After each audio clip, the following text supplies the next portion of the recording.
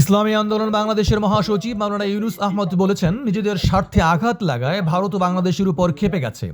Fascist Hasina ভারতের স্বার্থে সবকিছু করে দেশকে গিলে খাওয়ার ক্ষেত্র তৈরি করে দিয়েছিল। দেশ ভারতের রাহুমুক্ত হয়েছে, ভারতের ইচ্ছায় এখন আর কিছু হচ্ছে না, তাই ভারতের মাথা খারাপ হয়ে গেছে। এখন পায়ে পাড়া দিয়ে যুদ্ধ বাঁধানোর চেষ্টা করছে। তারা এই বাংলাদেশটাকে বিনামূল্যে খেতে চেয়েছিল, আর তাদের মুখে গ্রাস তুলে দিয়েছিল পতিত সরকার। এখন সেই গ্রাস মুখের থেকে সরে যাওয়ার কারণে খেপে গেছে, এখন পায়ের উপরে পাড়া দিয়ে সংঘাত সৃষ্টির চেষ্টা করছে। আপনারা ভাই জানেন, আপনারা এই যে আগরতলা যে ঘটনা ঘটেছে, উপ হাইকমিশনের অফিসে যে আক্রমণ করা হলো, এটা আন্তর্জাতিক আইনের পুরোপুরি লঙ্ঘন। শুধু তাই না, ভিয়েনা কনভেনশনের 161টি ধারা পুরোপুরি লঙ্ঘন। এইবার বারবার করে লঙ্ঘন করে তারা কি প্রমাণ করতে চায়? তারা বারবার করে একটা যুদ্ধ বাঁধাতে চায়। আমরা লক্ষ্য করেছি এই বাংলাদেশের মুসলমান, এই বাংলাদেশের মানুষ অত্যন্ত ধৈর্যশীল। বারবার করে উস্কানি দেওয়া সত্ত্বেও তারা ধৈর্য ধরছে, এই সুযোগে তারা উস্কানির পরিমাণ বাড়ছে। তবে একটা কথা ভারতকে জানা দরকার, এই বাংলাদেশের মানুষ অনেক বড় ধৈর্যশীল, ধৈর্য ধরতে পারে, কিন্তু একবার যদি জালেমদের বিরুদ্ধে ফুঁসে ওঠে তখন কিন্তু জালেম আর টিকে থাকতে পারে না। এই বাংলাদেশের সঙ্গে যারা বিশ্বাসঘাতকতা করেছে, এই বাংলাদেশের ক্ষতি করার চেষ্টা করেছে, সবাই বিতাড়িত হয়েছে। আর তোমরা এটা মনে রেখে সামনে অগ্রসর হবে, কারণ তোমরা যতই এই বাংলাদেশকে গিলে ধরার চেষ্টা করো, এই বাংলাদেশের মানুষ কিন্তু ঘুমিয়ে নাই, তারা কিন্তু সজাগ হয়ে যাচ্ছে। এই জন্য যে ঘটনা ঘটিয়েছে আমরা তীব্র নিন্দা জানাই। বিশেষ করে বাংলাদেশ সরকার বলতে চাই, অন্তর্বর্তীকালীন সরকার বলতে চাই, ওরা যদি আমাদের হাই কমিশনারদেরকে নিরাপত্তা দিতে ব্যর্থ হয়, আপনারা প্রত্যাহার করে নিয়ে আসুন। আর ভারতকে স্পষ্ট ভাষায় এই বাংলাদেশ কাছে ক্ষমা চাইতে হবে। মঙ্গলবার বিকেলে ভারতের আগরতলায় বাংলাদেশের উপ হাই কমিশনে হামলার প্রতিবাদে আয়োজিত এক সমাবেশে তিনি এসব কথা বলেন। ইসলামী আন্দোলন বাংলাদেশ ঢাকা মহানগর উত্তর ও দক্ষিণের উদ্যোগে বাইতুল মুকাররমের উত্তর গেটে এই সমাবেশ অনুষ্ঠিত হয়। ইসলামী আন্দোলন ঢাকা মহানগর উত্তরের সভাপতি মাওলানা শেখ ফজলে বারী মাসুদের সভাপতিত্বে অনুষ্ঠিত সমাবেশে আরো বক্তব্য রাখেন যুগ্ম মহাসচিব মাওলানা গাজী আতাউর রহমান, ঢাকা মহানগর দক্ষিণ সভাপতি মাওলানা মোহাম্মদ ইমতিয়াজ আলম, প্রচার সম্পাদক মাওলানা আহমদ আব্দুল কাইয়ুম, উত্তর সেক্রেটারি মাওলানা আরিফুল ইসলাম, দক্ষিণ সেক্রেটারি ডাক্তার শহীদুল ইসলাম।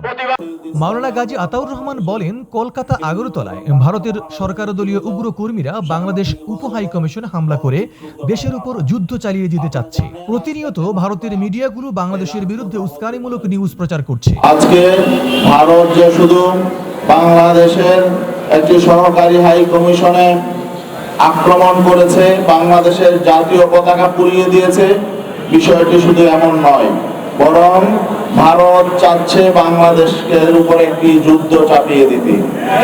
ভারত চাচ্ছে বাংলাদেশে একটি সাম্প্রদায়িক দাঙ্গা তৈরি করতে।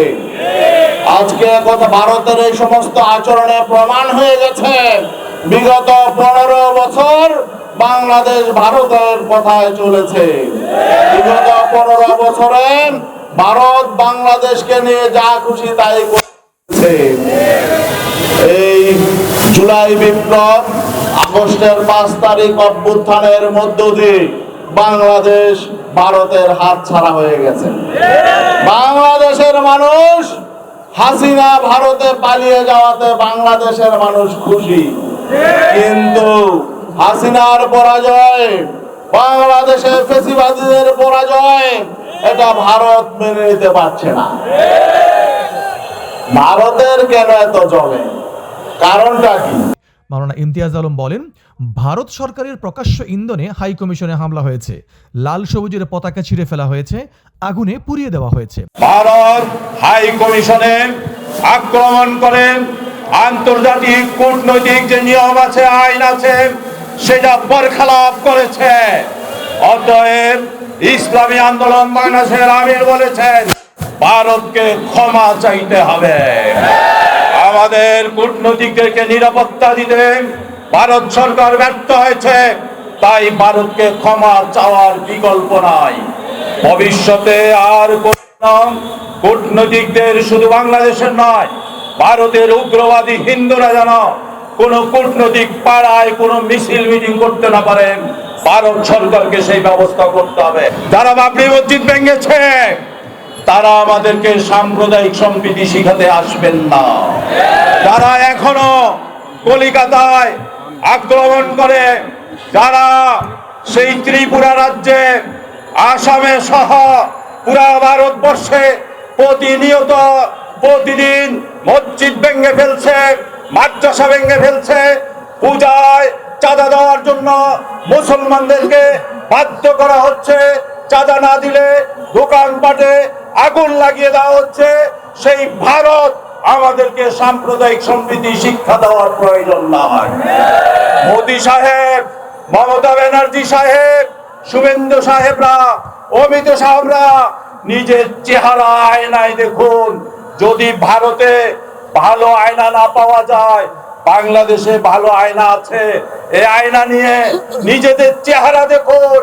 আপনারা কত সন্ত্রাসী, আপনারা কত সাম্প্রদায়িক, নিজের চেহারা দেখুন। সভাপতির বক্তব্যে মাওলানা শেখ ফজলে বারী মাসুদ বলেন, আগস্ট বিপ্লবে ফ্যাসিস্ট হাসিনার পরাজয়ের পরে কসাই মোদি হাসিনার দায়িত্ব গ্রহণ করেছে। হাসিনা ভারতে বসে লাল সবুজের বাংলায় অশান্তি সৃষ্টির পায়তারা করছে। আগস্টে ফ্যাসিস্ট হাসিনা চলে যাওয়ার পরে ভারতের কসাই মোদি হাসিনার দায়িত্ব গ্রহণ করেছে। ওই দেশে বসে বসে আমার সবুজ বাংলা, লাল সবুজের বাংলায় অশান্তি সৃষ্টি করার জন্য কসাই মোদি নানান ভাবে পায়তারা করে যাচ্ছে। আমরা বলতে চাই, বাংলাদেশের জনগণ ভারতের বিরোধী হয়, কিন্তু বাংলাদেশের জনগণ যেভাবে ফ্যাসিস্ট হাসিনার বিরোধী, ঠিক তেমনি ভাবে ফ্যাসিস্ট কসাই মোদিরও বাংলাদেশের জনগণ বিরোধী। কাজেই আমাদের বার্তা স্পষ্ট, আমাদের হাই কমিশনে যে হামলা করেছে, অনতিবিলম্বে আন্তর্জাতিক চুক্তি লঙ্ঘন করে যে হামলা করেছে, ভারতের সরকার যদি সেই হামলাকারীদের বিচার না করে, যেই প্রশাসনের লক্ষ্য উপস্থিত ছিল, তারা অবহেলার কারণে যে হামলা হয়েছে, তাদের যদি বিচার না করে, বাংলাদেশে যদি উস্কানি ক্রমাগত ভাবে চালাইতেই থাকে, তাদের বিরুদ্ধে যদি বিচার না করে, আমরা বলতে চাই, বাংলাদেশের জনগণকে হালকা মনে করবেন না। বাংলাদেশের পরে একটি বিশাল মিছিল বাইতুল মুকাররম উত্তর গেট থেকে বের হয়ে পল্টন মোড় হয়ে বিজয়নগর ঘুরে পুনরায় পুরনো পল্টন মোড়ে এসে শেষ হয়। মিছিলে ভারতের বিরুদ্ধে বিভিন্ন স্লোগান দেয় বিক্ষোভকারীরা।